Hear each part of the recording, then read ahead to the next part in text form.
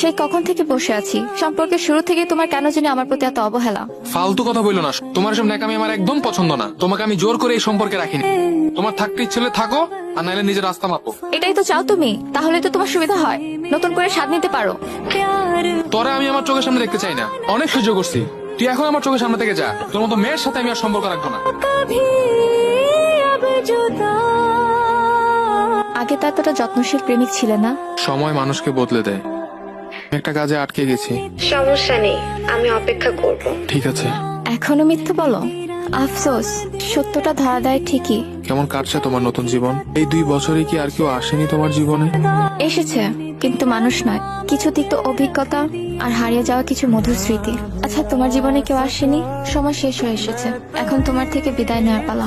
আর কিছুক্ষণ থেকে গেলে হয় না? আমি তো থাকতে চেয়েছিলাম, বাঁচতে চেয়েছিলাম একসাথে। তারপরে সেসব দিনগুলোর কথা মনে করে নিজের ভিতর হাহাকারকে আর বাড়াতে চাই না। যেমন আছি ভালো আছি।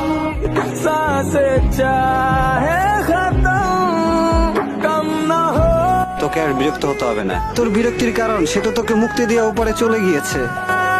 তোকে শেষবার ওর লাশটা দেখার জন্য ফোন দিচ্ছিলাম, তুই আমার ফোনটা রিসিভ করিসনি।